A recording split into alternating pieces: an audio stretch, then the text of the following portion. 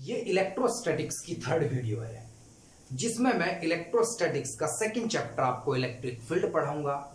2 या 3 वीडियो में मैं आपको पूरा चैप्टर क्लियर कर दूंगा। बच्चा बहुत ज्यादा कंफ्यूज है कि मैं कब इलेक्ट्रिक फील्ड को इलेक्ट्रिक फील्ड बोलूं और कब मैं उसे इलेक्ट्रिक फील्ड इंटेंसिटी बोलूं।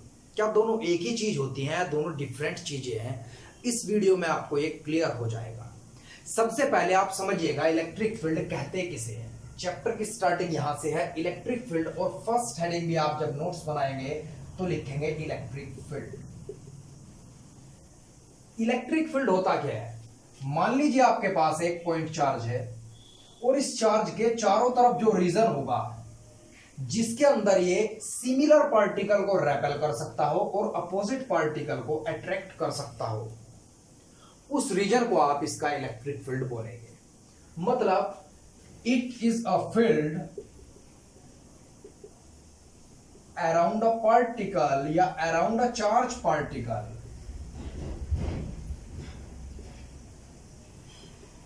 in which it can attract or repel to the another particle.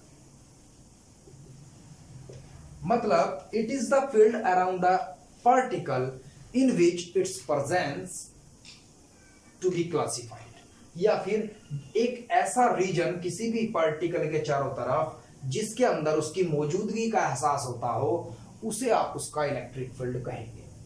अब बात करते हैं इलेक्ट्रिक फील्ड इंटेंसिटी होती क्या है।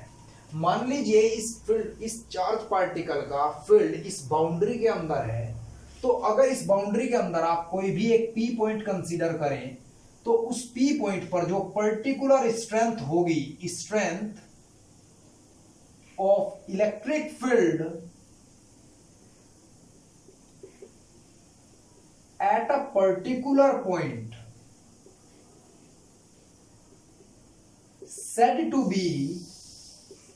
said to be electric field intensity।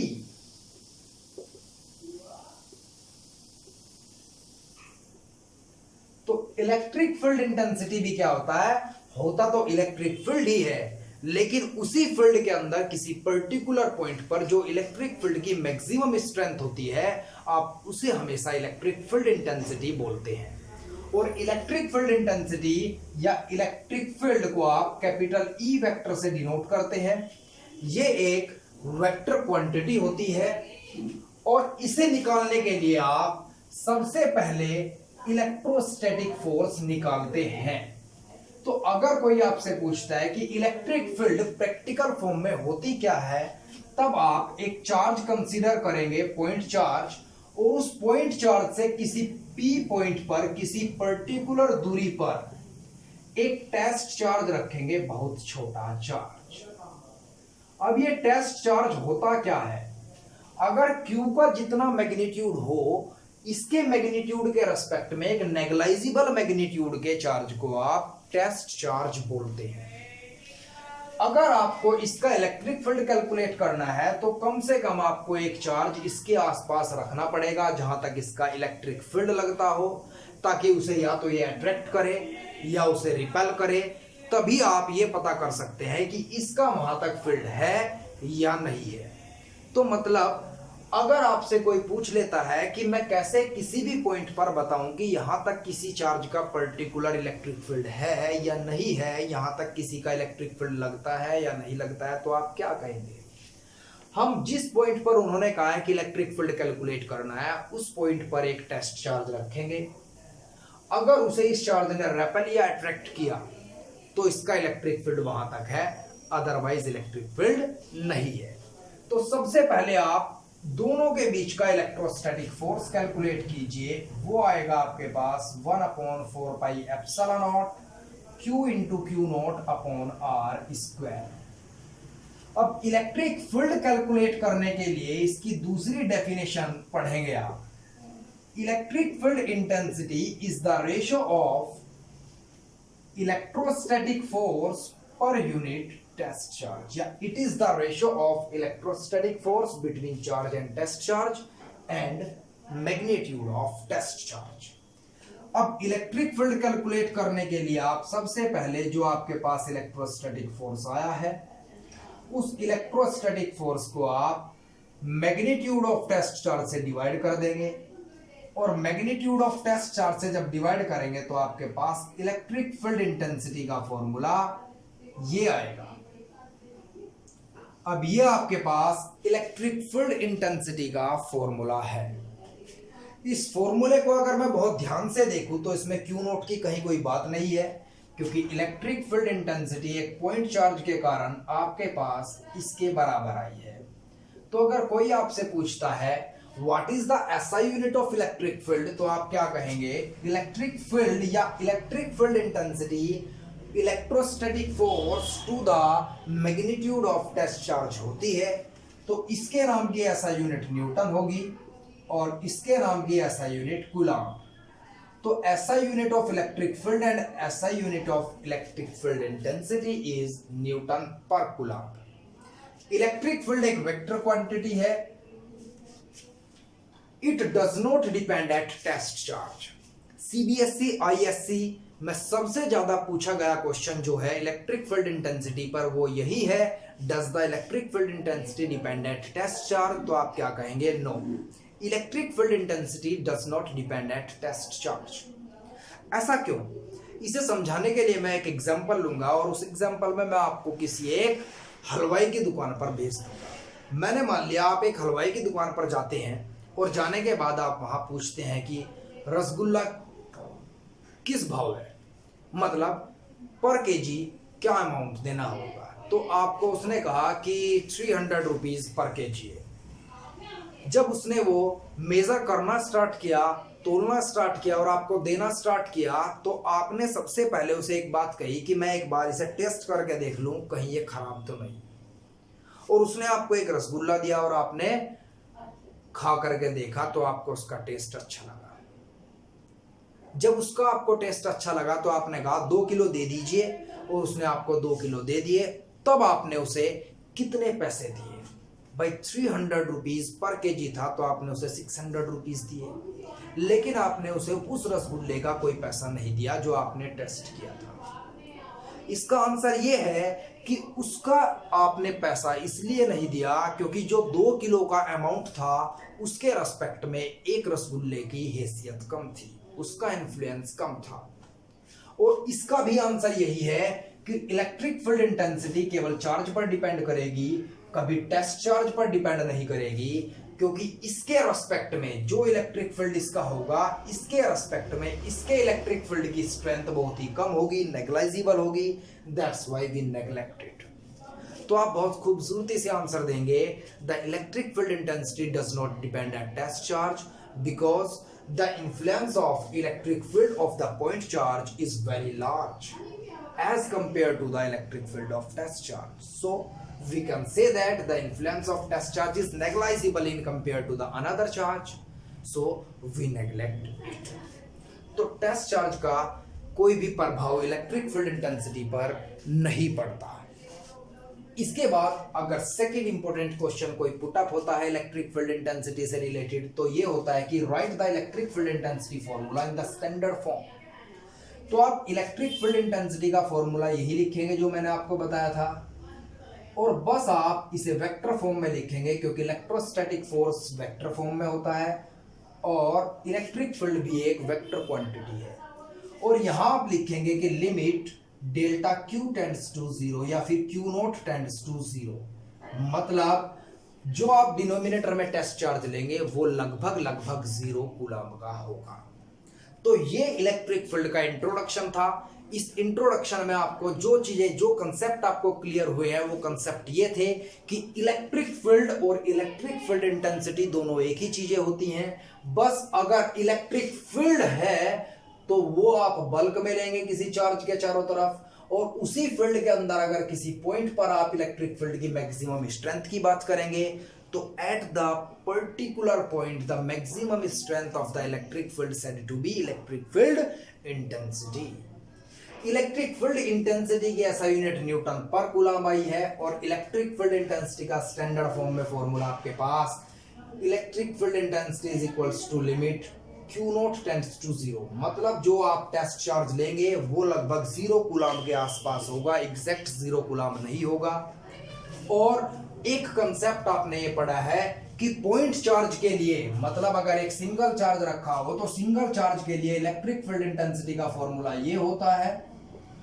तो electric field intensity inverse square law को फॉलो करती है किसी पॉइंट चार्ज के लिए। जब मैं नेक्स्ट वीडियो में आपको बताऊंगा तो आपको क्लियर होगा कि हमेशा इलेक्ट्रिक फील्ड इंटेंसिटी का फॉर्मूला यही नहीं होता, ये सिर्फ एक पॉइंट चार्ज सिंगल चार्ज के लिए है। लेकिन अगर चार्जेस का कोई सिस्टम हो जैसे इलेक्ट्रिक डाइपोल, तब ये फॉर्मूला एलिजिबल नहीं होगा। इससे बाद हम अगर कंसेप्ट क्लियर करें तो अगर आपको कोई कहता है कि इलेक्ट्रिक फील्ड और सेपरेशन के बीच आप एक ग्राफ प्लॉट कीजिए, तो आप ग्राफ किस तरीके से प्लॉट करेंगे? आप सबसे पहले मानेंगे कि आपने ओरिजिन पर एक चार्ज रखा है जो कि एक पॉइंट चार्ज है, और पॉइंट चार्ज का इलेक्ट्रिक फील्ड आपने मान लिया y एक्सिस की तरफ बढ़ता है और न्यूटन पर कूलम में बढ़ता है। आपने मान लिया इस तरफ सेपरेशन बढ़ती है मीटर में। तब आप एक चीज ध्यान रखेंगे कि electric field intensity inversely proportional to the R square, तो आप ये लिखेंगे E inversely proportional to the R square. मतलब अगर एक चार्ज से पॉइंट की दूरी बढ़ती जाएगी तो इलेक्ट्रिक फील्ड की स्ट्रेंथ भी घटती जाएगी, बिल्कुल उसी तरीके से जिस तरीके से दूरियां बढ़ने से चाहते घटती है। अब बात करते हैं हम इलेक्ट्रिक फील्ड इंटेंसिटी या इलेक्ट्रिक फील्ड की डायरेक्शन कैसे कैलकुलेट करें, कैसे पता करें कि इलेक्ट्रिक फील्ड किस तरफ से किस तरफ लगता है, या इलेक्ट्रिक फील्ड इंटेंसिटी किस तरफ से किस तरफ लगती है। मान लीजिए आपने एक पॉइंट चार्ज लिया है +Q, और इस पॉइंट चार्ज से आपको मान लिया, मैंने कह दिया कि इस P पॉइंट पर आप इलेक्ट्रिक फील्ड कैलकुलेट कीजिए। तो आप सबसे पहले यहां पर एक टेस्ट चार्ज रखेंगे, और हो सके तो वो टेस्ट चार्ज हमेशा आप +1 कूलम रखिएगा। वो इसलिए क्योंकि +1 एक ऐसी डिजिट होती है पूरे नंबर सिस्टम में जिसकी मल्टीप्लाई आप किसी के साथ भी करेंगे तो नेट रिजल्ट वही रहेगा जो पहले था।